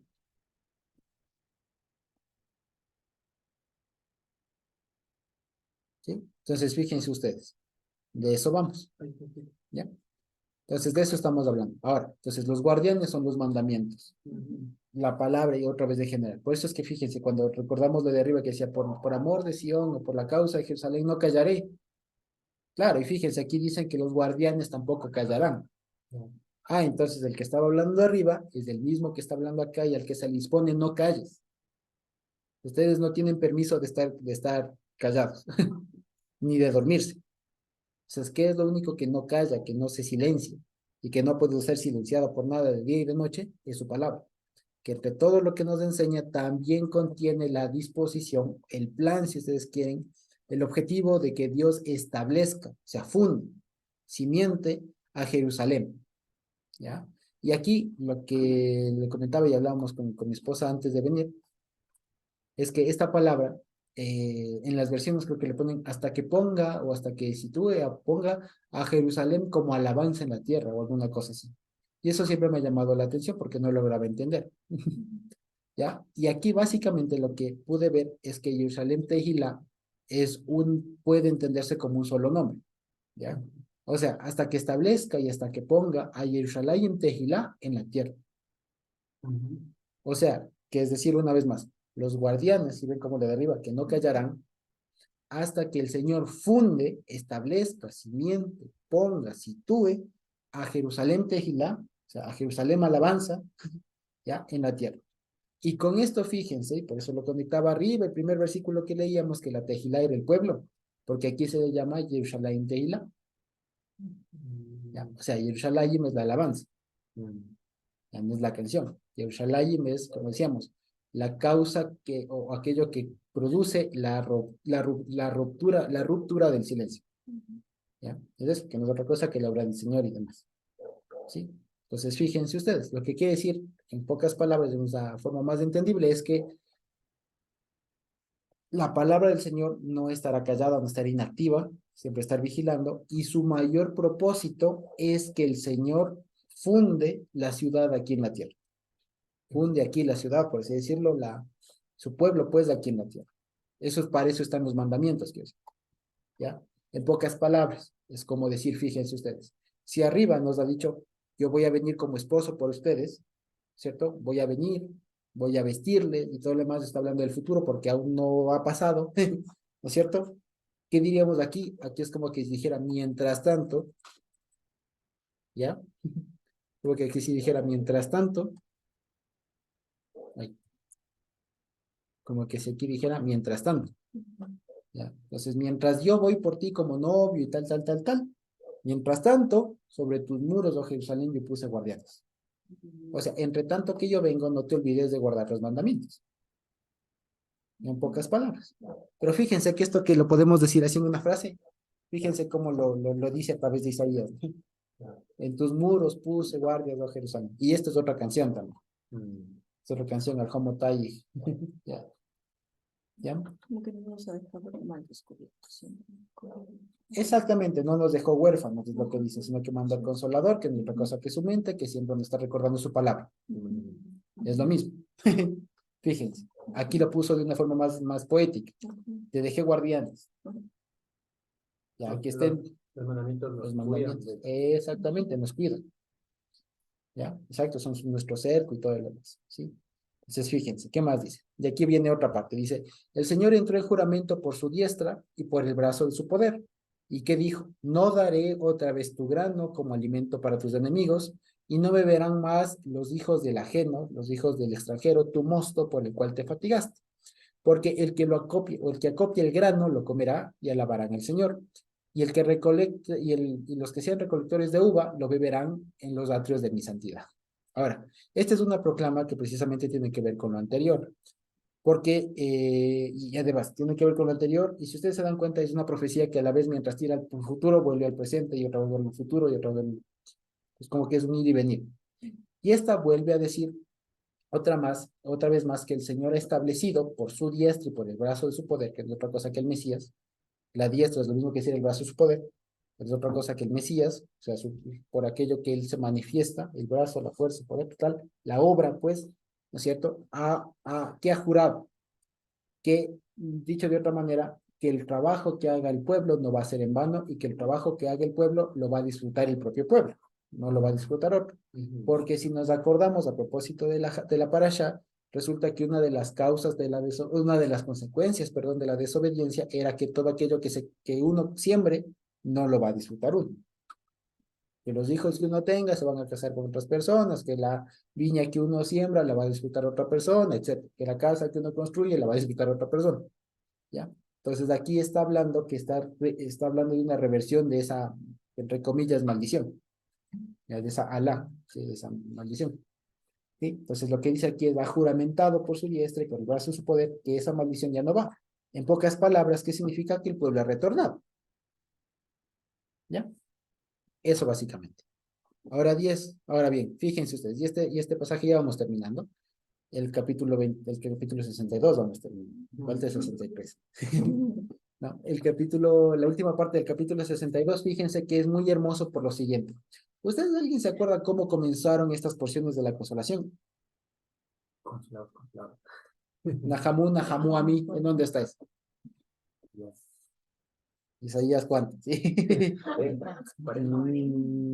40. ¿Puede leerle? 41. Nahamu, Ami. Consolados, consolados por la vida. Ajá. Consolados, consolados por lo mío, ¿no es cierto? Y el 3, ¿qué dice? El 43, ¿cómo pone?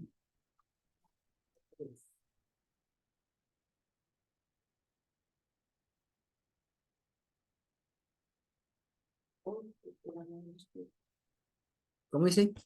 Voz que clama en el desierto, preparad el camino del Señor. ¿Qué más? Enderezad calzada en la soledad a nuestro Dios. Ya, muy bien. Entonces, fíjense, ¿ya? Y ahora notemos esto, ya, en Isaías 40, el Nahamu Nahamu Ami, ahí vuelve y ahí dice, ¿no? En nuestra versión ponen, ¿cómo ponen? ¿Puedes leerlo de nuevo? El de voz que clama en el desierto. Ajá, sí. Pues que Preparad. preparen camino en el Señor. ¿Y qué más? Enderezar, calzar. Enderecen calzadas. Muy bien. Ya. Entonces, fíjense. Entonces, lo que quería comentarles es que la Haftará de consolación, la primera, comienza diciendo, bueno, preparen el camino al Señor. Preparen calzada al Señor. Pero ahora fíjense lo que dice aquí, la Haftará en el 62:10, ¿qué dice? Pasen por las puertas, miren ahí en la pantalla. Pasen por las puertas, despejen el camino, ¿a quién? Del pueblo, ya no de Dios. Porque ya entró primero él. Exactamente, porque la primera anunciaba la primera venida. Despeje, porque eso fue el mensaje de Juan el Bautista, ¿se acuerdan? ¿Ya? Esa fue el mensaje de Juan el Bautista, ¿no es cierto? ¿Sí? Ese fue el mensaje de Juan el Bautista. Voz del que clama en el desierto, preparen camino al Señor, ¿no es cierto? Ahora fíjense, ahora ha pasado al contrario. Ahora dice, despejen el camino, ya no al Señor, porque Él ya vino. Ahora está hablando de cuando el Señor, de cuando el pueblo vaya hacia Él. Entonces ahora dice, pasen por las puertas grandes. Está hablando de que están entrando de que están entrando a una ciudad. ¿Ya? Dice, despejen el camino del pueblo, fíjense, levanten la calzada, arrojen la piedra, levanten un asta sobre los pueblos. Fíjense, entonces, como comenzó la Haftará, las de consolación, así van terminando. ¿Sí nos damos cuenta? Al principio decía respecto de Dios, porque Dios era el que estaba viniendo a abrir el camino, pero ahora ya que ha consolado al pueblo, pues, ¿no es cierto? Que ha puesto el camino para la consolación, ahora le dice al pueblo, ábranle el camino ahora al pueblo para que entre. Ya, es al revés. Y dice, fíjense, he aquí el Señor hará oír al confín de la tierra. Digan a la hija de Sión, he aquí tu salvación viene, he aquí su retribución con él y su recompensa delante de él. ¿Ya? Y le llamarán a ellos, miren que esto es hermoso, Am HaKodesh, Geulei Hashem, y para ti será invocado este nombre, Drusha Kirlonezava. ¿Ya? Ahora fíjense. Entonces, aquí el versículo 10 nos dice, despejen el pueblo, despejen el camino, porque ya viene el pueblo, ¿no es cierto? Y dice, ¿y esto por qué? Porque el Señor ya dijo hasta lo último de la tierra. O sea, esto está anticipando que el pueblo estaría en todo lado, hasta donde no tenemos imaginación, hasta donde no nos imaginamos que hay alguien salvo. ¿Y qué le dice? Digan a la hija de Sión, he aquí tu salvación viene, y su retribución con él, y su recompensa delante de él.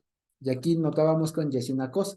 Fíjense que aquí habla de tres momentos, y fíjense en el tiempo, o digamos, de las particularidades. Dice, tu salvación viene. He aquí su retribución con él y su recompensa delante de él. No sé si se dan cuenta que son como que decir lo mismo, pero en circunstancias distintas. Sí lo vemos. A ver, ¿por qué? ¿Por qué? A ver. Otra vez más. Dice, tu salvación viene. Su retribución con él, su recompensa delante de él. ¿Ya? ¿Ya lo van viendo? ¿Qué diferente hay ahí? Exactamente. Entonces dice, digan a la hija de Sión, tu salvación viene. Eso parece futuro. Su retribución con él, ahí en ese momento presente, y su recompensa delante de él. Exacto. No sé si me explico. Se tiene algunas connotaciones. O sea, lo que quiere decir de pocas maneras es que, por un lado, aquí hay un triple paralelismo, porque salvación, retribución y recompensa viene siendo lo mismo. ¿Ya? Y el asunto es que viene, está con él y delante de él. ¿Ya? De otras maneras, lo que está diciendo ahí más allá de esto, lo que está diciendo es que es segurísimo, está pero más que seguro. O sea, el razonamiento aquí sería, ¿se acuerdan cuando el faraón soñó 2 veces algo y el José le dijo que soñaste 2 veces, es que la cosa es definitiva? Ya, ahora, si repetir 2 veces es eso, ¿qué significará 3? Más que seguro. Ya, es todavía más que seguro. Ya, entonces dice, he aquí tu salvación viene, he aquí su retribución con él y su recompensa delante de él. O sea, de que eres salvo, no te olvides, y que eso tiene su recompensa, su retribución, y que eso está en virtud del Señor, pues todavía no te olvides. ¿Sí? Carmito. Josuecito, podremos volver al verso 10, donde hablábamos de despejen camino al pueblo, Sí. levanten calzada, arrojen la piedra. Hasta allí digamos, el corchete que cierra con relación a Isaías 43. Ujú. ¿Y cómo le vemos esto de levanten un nes, un asta sobre los pueblos? Sí. Sí, digamos, la respuesta, digamos, más intuitiva es, ¿no? Que el asta, el nes, es precisamente hace referencia a Mashiach, ¿no? Podríamos Un decir que, sacrificio. exacto, el sacrificio del Mashiach, porque así como He aquí la recompensa del sacrificio. Exactamente, sí, sí, muy bien. Levanten un asta sobre los pueblos, sí. Levanten Ya, gracias. un don, ajá, exactamente. Ajá. Entonces, digamos, en todo caso, lo que está hablando acá es precisamente que ya en virtud del sacrificio del Señor de su primera venida, de su segunda venida, ahora lo que queda es ya que entre el pueblo a la ciudad. ¿Sí? Básicamente eso. Y lo hermosísimo de acá no es tanto eso, sino los nombres que el Señor le da, porque se acuerdan que arriba dice, no callaré hasta que el Señor te dé un nuevo nombre. Aquí ya nos anticipa a qué se puede referir esos nuevos nombres. Y fíjense, nos da 4. Dice, Am HaKodesh. Eso significa Pueblo del Santo. pueblo del santo. ¿Ya? ¿Quién es del Kodesh? El Señor. ¿Quién es el santo? ¿Ya? El Señor. Geulei Hashem, redimidos del Señor. ¿Ya? Y dice, y el nombre dice, lo mismo, fíjense, le llamarán ser invocados, es lo mismo. El otro nombre, Drusha. Esto viene del verbo darash, que significa perseguir, buscar, procurar, anhelar. Y está en femenino, o sea, sería perseguida, anhelada, buscada, deseada. Anhelada, deseada, buscada, procurada, drusha. Así que si alguien tiene una hija y no sabe qué nombre ponerle, puede ponerle un nombre bien complicado. ¿Sí? O puede ponerle Hepzibah. ¿Ya? Y lo otro, el último nombre, fíjense, dice, Ir Lone Ezaba.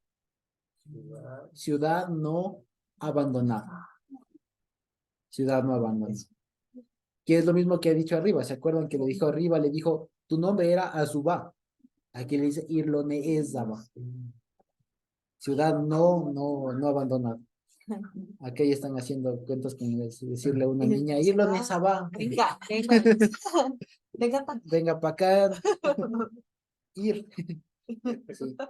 Entonces, fíjense, ¿no? Son después de todo nombres muy bonitos, muy profundos más que bonitos, porque de pronto para nosotros pronunciar es complicado, ¿ya? Pero fíjense que el nombre que el Señor pone, o sea, la fama que tendremos en esa época será de pueblo del santo,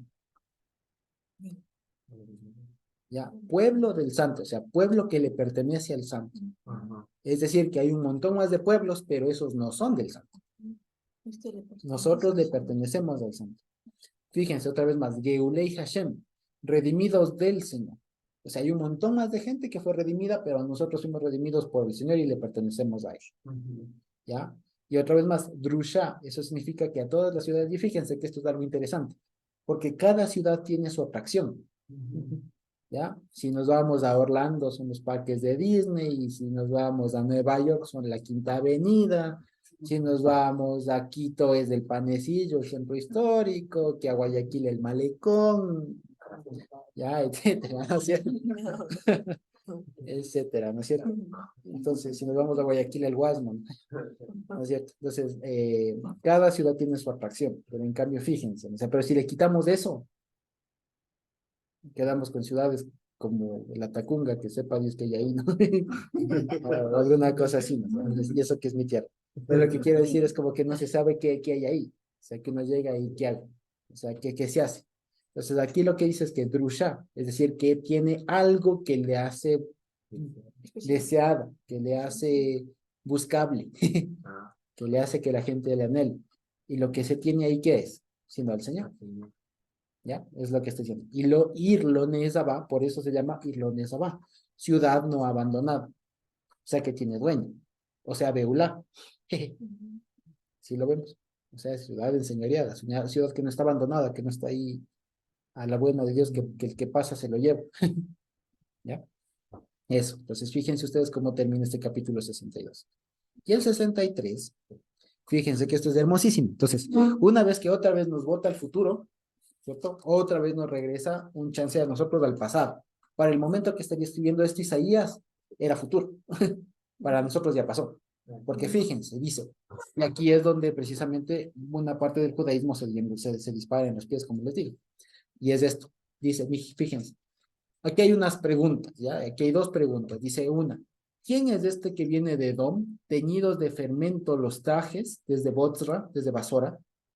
¿Quién es este, espléndido en su indumentaria, Zoe en la abundancia de su esfuerzo? Ahora les explico qué es Zoe.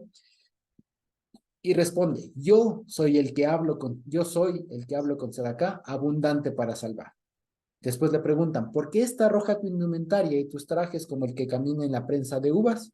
Porque solo yo he caminado en la prensa, en el recipiente de las uvas, eso es la pura, y de los pueblos no hay un varón conmigo, yo los caminaré con mi repudio, los pisotearé en mi calor, y manchará el jugo de uva de ellos mis trajes, y me mancharé todos mis indumentarias. Ahora bien, aquí hay una cosa. El primer versículo son dos preguntas que causan asombro, porque dice, ¿quién es este que viene de Edom, teñidos de fermento? En nuestras Biblias creo que ponen de sangre o de rojo, o alguna cosa así, los trajes, que vienen desde Basora, ¿ya? Entonces aquí se preguntaron, ¿quién es Edom? Ah, bueno, aquí más que nada, fíjense, si ustedes se dan cuenta, aquí está hablando de un episodio en donde alguien, ¿no es cierto?, que aparentemente tendría otra apariencia, otra vestidura, viene con las ropas sucias, con las ropas de haber pisado uvas, de haber pisado el agar, que viene con manchas rojas, que viene sucio, que viene salpicado, ¿no? Esa es la imagen que nos presenta aquí. Y uno dice, ¿quién es este que viene de hacer semejante destrucción? Y que viene manchado y todo lo demás. Ahora, si nosotros nos preguntamos, ¿quién es este? ¿Qué respondemos? ¿Quién es este que viene de don manchado, de que viene pisando y derrotándole y todo lo demás? ¿Quién es? Sino el Señor. Para nosotros es facilito. Para el pueblo judío, ahí se da en los pies. Y ahí especialmente el comentario es de Ibn Ezra, ya que en muchas otras cosas tiene unos comentarios muy, muy buenos, pero en este se dispara precisamente en los pies. Y el razonamiento es este de Ibn Ezra, ¿ya? Dice, ¿quién es Edom? ¿Ya? Porque aquí, fíjense, Edom y Bozra es lo mismo que decir la prensa de las uvas y la pura, el recipiente de las uvas. Porque ahí ejecutó el Señor el pisoteo. ¿Ya? ¿No es cierto? Cuando dice, ¿quién es este que viene de Edom? Entiéndase, ¿quién es este que viene de la prensa de las uvas? ¿Quién es este que viene desde Bozra? Entiéndase, el recipiente de las uvas. ¿Ya? Entonces, lo que se entiende es que el que viene aquí de ese lugar viene pisoteando, o sea, viene haciendo un daño, ¿ya? Entonces, el pueblo judío, especialmente Ibn Ezra, se preguntó esto, ¿quién entonces es Edom? Para que el Señor después los destruya, ¿ya? Y la respuesta más bíblica, así sencilla, literal, es que Dios está ejecutando su juicio, eso lo dice Rashi. Dios está ejecutando el juicio que tiene contra Edom, contra Amalek. Porque Dios juró destruir a Amalek, entonces esta es la ejecución de eso. Ya está ahí. Por otro lado, Ibn Ezra dice lo siguiente, Edom es Roma. ¿Ya? ¿Y por qué Edom es Roma? Edom es Roma porque acogieron la religión de Edom, que es del catolicismo. ¿Sí? ¿Ya? Edom, digamos, Ibn Ezra fue un comentarista medieval. Para la época de él ya había el catolicismo. Y les hizo mucho daño al pueblo judío. Los persiguió y todo lo demás. ¿Ya? Entonces, para él, se ve que tenía algún tipo de resentimiento, si se quiere ahí, y le relaciona así, Edom es Roma, dice. Edom es Roma porque ellos acogieron la religión de Edom, que es del catolicismo. Pero vale la pena decir, para los judíos, cuando dicen católico, no están refiriéndose al católico del que tiene la sede en el Vaticano, sino a todo el que profesa alguna cuestión con el Señor Jesús. O sea, para ellos, aún nosotros somos católicos en ese sentido. ¿Ya? Ya no distinguen entre católico, protestante, ortodoxo, copto, no, ortodoxo, no entiendo. Para ellos son católicos. Así como nosotros no diferenciamos entre judío ortodoxo, sefaradí, yemenita, reformado, etcétera, etcétera, etcétera. O sea, no distingue, nosotros vemos judíos. Ya, lo mismo de ellos hacia nosotros. Entonces, Divina Ezra dice, Edom es del catolicismo, y lo que está es profetizado, dice él, la destrucción del catolicismo. O sea, del cristianismo. Fíjense. ¿Ya? Y si ven por qué se disparan los pies. ¿Por qué? Por lo siguiente. Ahora, si vamos un poco más ahí, le echamos un poco más de pensamiento y nos acordamos, ¿quién fue Edom? Históricamente. ¿Quién fue Edom? ¿Quién es Edom? ¿Quién fue? ¿Quién fue? ¿Quién se acuerda? Esaú. El Saúl. Esaú, ¿no es cierto? Muy bien. Esaú, El hermano. el hermano de Jacob. El Esaú. Esaú, el Esaú. Exacto. Sí, el hermano de Jacob, el hijo de Isaac, el nieto de Abraham. Ya. Ya nos ubicamos. ¿Ya? Entonces, él es de Esaú, que también se llama Edom. Ya, ahora fíjense ustedes, bíblicamente hablando, y si nos acordamos ahora casualmente de la carta a los romanos, no, casualmente de la carta a los romanos, aquí cómo se le refiere a Esaú, a Edom ahí. Ya, no sé si se acuerdan, que lo estoy pidiendo mucho, estoy siendo muy acucioso, pero ahí en Romanos se dice que, y recordando la profecía, también creo que está en Joel, en Jeremías, en Joel creo que está, que dice, a Jacob amé, y Esaú no amé, o Esaú aborrecí. Entonces, ¿quién es de Esaú? ¿Quién es de Edom?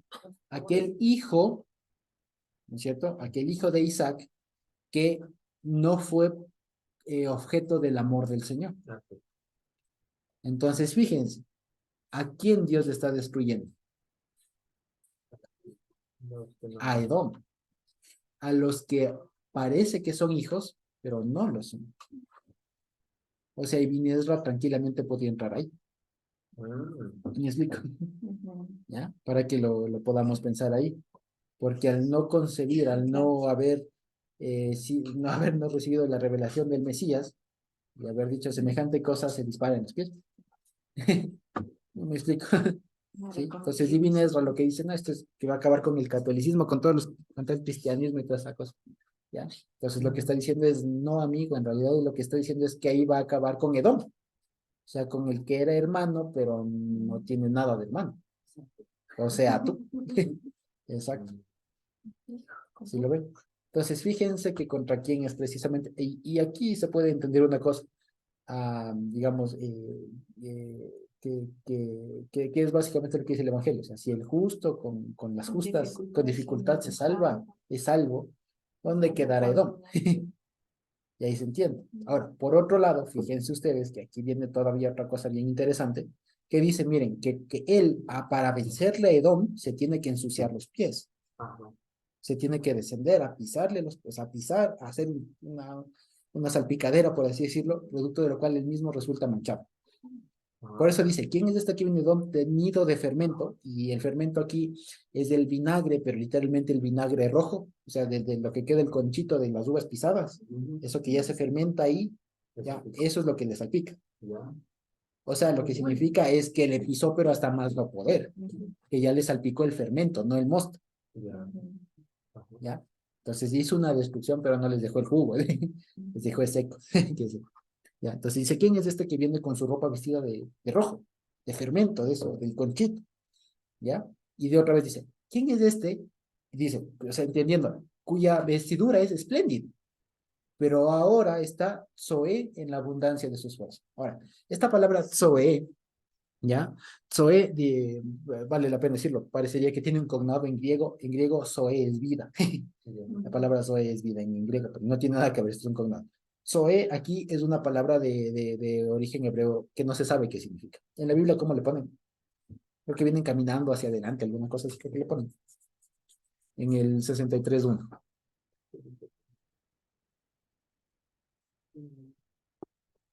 ¿No le ponen? ¿Ya? Que marcha en la grandeza, que marcha le ponen, fíjense en la Reina Valera, que marcha, ven como que camina. Y resulta que aquí es una cosa bien interesante, porque Zoe no significa como tal marchar. Zoe significa doblarse, encorvarse. Eso significa Zoe. Y más específicamente Zoe o el verbo tza significa encorvarse, pero producto de que alguien está cargando algo. Entonces, cuando han visto ustedes en el campo especialmente, que la gente carga la hierba o alguna cosa, y no es que cargue erguida, ¿no? Sino que carga y por el peso se dobla. O los cargadores de los mercados, etcétera, ¿no es cierto? Para equilibrar el peso y demás, pero se encorva. Entonces, fíjense lo que dice. Este espléndido, en su indumentaria, ahora está encorvado a causa de su esfuerzo. O sea, está cargado, lo que quiere decir. O sea, lo que quiso decir es, hizo un esfuerzo total, o sea, lo dio todo. ¿Ya? Fíjense. Entonces, cuando aquí, y fíjense que la palabra es hermosa porque dice, ¿quién es este? ¿Quién es? ¿Y quién responde? Yo soy. Dice, aquí me da ver betzedakah, dice. Ani me da ver tzedakah. Me da ver betzedakah.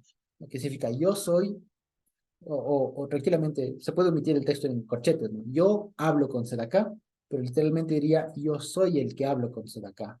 Abundante para salvar. O sea, ¿quién es el que viene de don teñido lo más? Sino Dios mismo. ¿Ya? Sino Dios mismo, el Señor Jesús.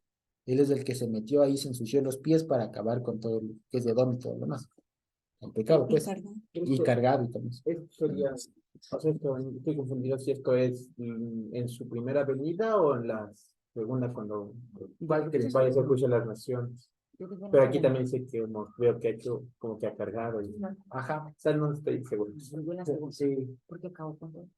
Al parecer, yo me animo a pensar más que es la primera, ya, que es la primera porque en realidad es cuando venció, digamos, en general todo y la segunda ya viene ya como vencedor, no como para vencer.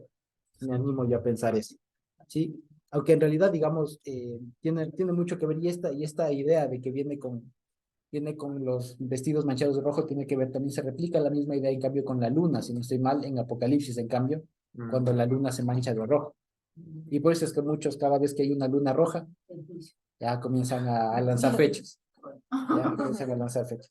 Entonces, pero resulta que vale la pena decirlo, la luna y el sol, de hecho, también en el lenguaje bíblico, que también como ven es un lenguaje criptado, un poco complicado y que toca desmenuzarle, se refiere al Mesías, ¿ya? Porque el sol, y eso es lo que dicen, fíjense ustedes que, digamos, con la luna y el sol pasa un fenómeno que solo pasa en este planeta, ¿ya? La luna es millones de veces más pequeña que el sol, ¿no es cierto? El sol es una estrella enorme, ¿ya? Que a la distancia que está le vemos del tamaño que le vemos en el cielo. Y la luna es mucho más pequeña incluso que la Tierra, pero en nuestra atmósfera, ¿de qué tamaño son los dos? Del mismo tamaño. Por eso es que en algunos momentos se puede dar un eclipse, que la luna le tapa al sol. Entonces, fíjense ustedes, en este planeta pasa eso, que la luna y el sol estén a tal distancia, así digamos proporcionalmente, que tengan el mismo tamaño. ¿Ya? Ahora, el sol en la Biblia, en el lenguaje bíblico, se utilizó para representar a Dios en su plenitud, mientras tanto que la luna se le entendió como la reducción del sol. Y aquello porque eso es una forma de cómo lo explican esto los estudiosos judíos de la época, y ellos decían, lo que pasa es que en la creación, el sol y la luna eran del mismo tamaño. Ya, es del mismo tamaño. Entonces Dios le redujo a la luna para que solamente refleje la luz y tal. Y eso, claro, eso da mucho para pensar precisamente en que el sol significa o representa en la literatura, ojo, en la literatura a Dios en su plenitud, mientras que la luna representa a Dios disminuido. Y que brilla en la noche, porque la luna en el día no brilla. La luna brilla en la noche. Y la luna es la que se va renovando, es la que muere figurativamente y renace. ¿Ya? Que es precisamente por eso un símbolo muy mesiánico, la luna. ¿Ya? Y que también se viste de rojo y todo lo demás. ¿Ya? Entonces, pero cuando viene de rojo, precisamente tiene que ver con esto, con que ha acabado a sus enemigos. ¿Ya? Y como dice también el Evangelio, ¿no? El postrer enemigo a vencer será la muerte. ¿Sí? Entonces, básicamente, sí. Digamos así, repasando la idea, parecería que tiene que ver con las dos cosas. Con las dos cosas, digamos, de alguna manera.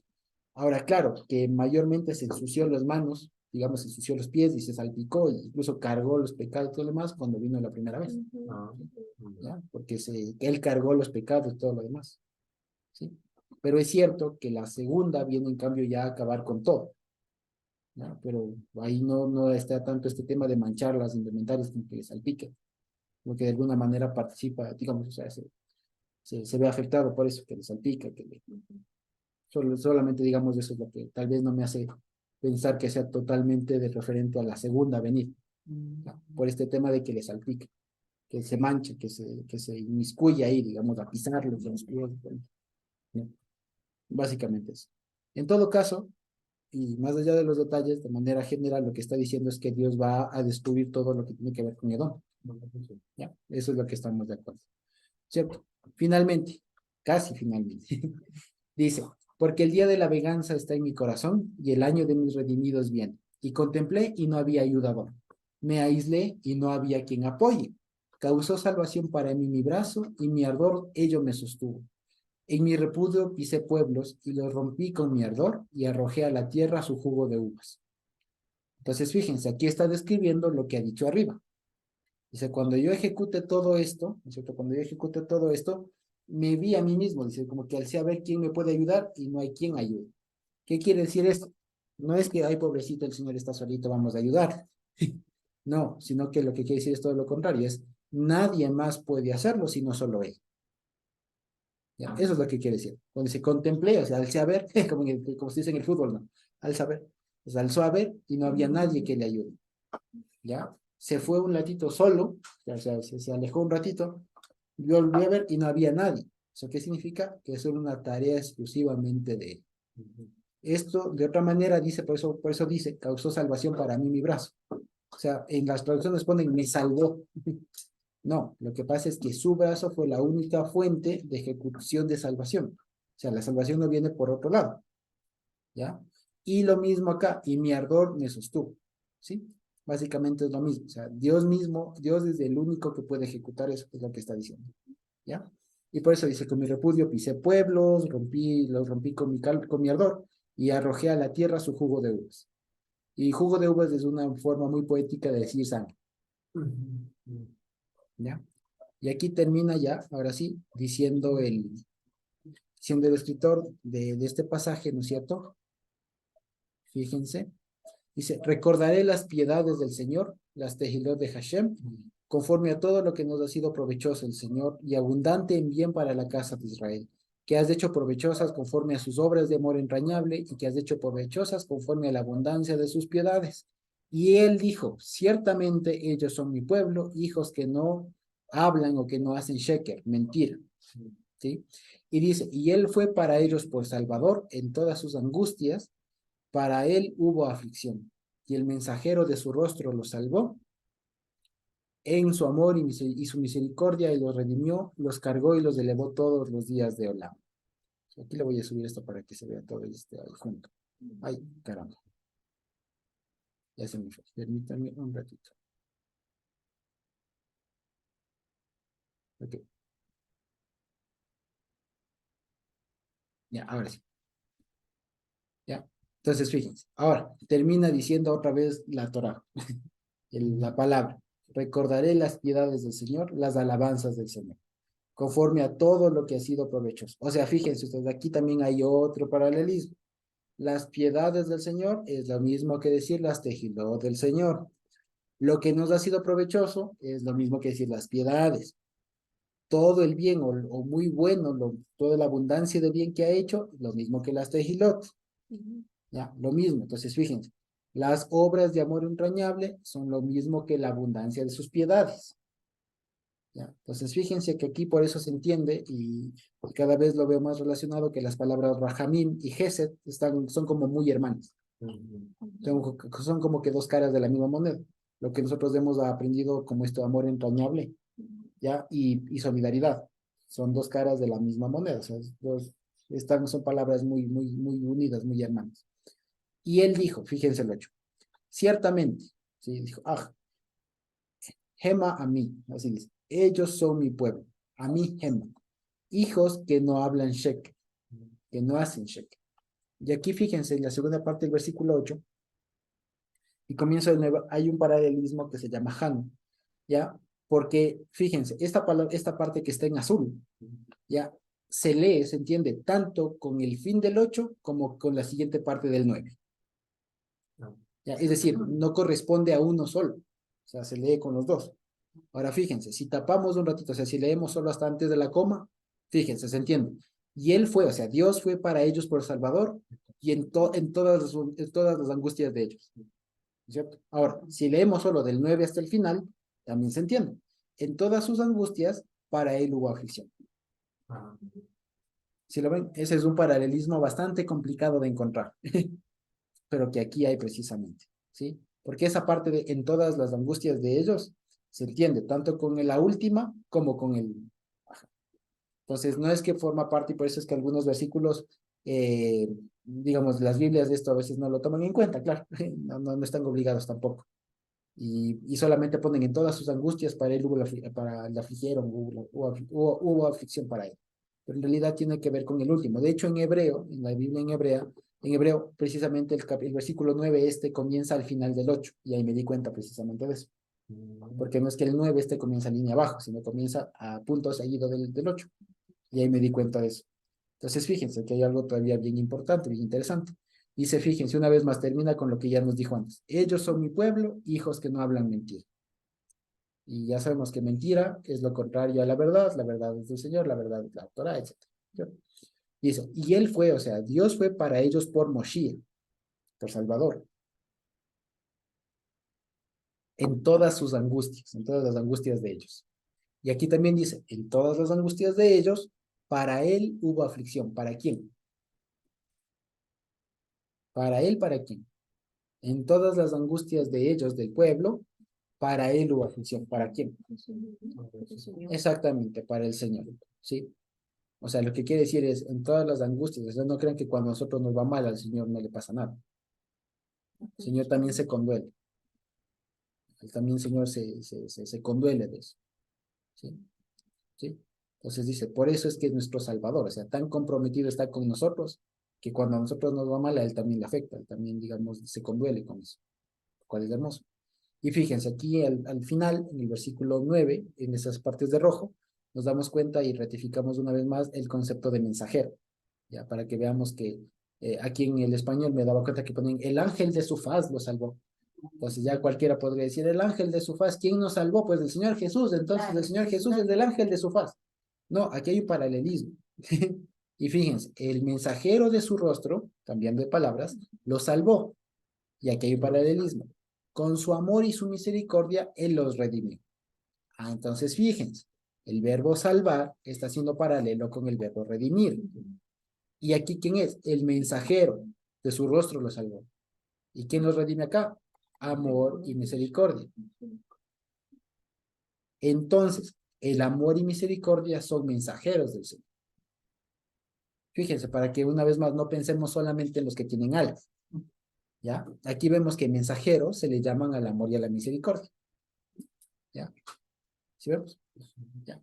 Entonces, con esto terminan las porciones de consolación. Sí, con esto terminan todas las porciones de consolación que han hablado de un montón de cosas. En pocas palabras, y es lo que siempre hemos venido diciendo, lo que hablan las porciones de consolación no son sino de la primera venida, de su muerte, de su resurrección y de la segunda venida. Y ahora ha hecho más énfasis, fíjense ustedes, en lo que va a hacer cuando Él venga y lo que hizo cuando Él vino.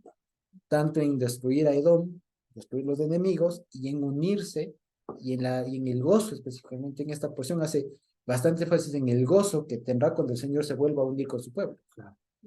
En la alegría, imagínense esa fiesta.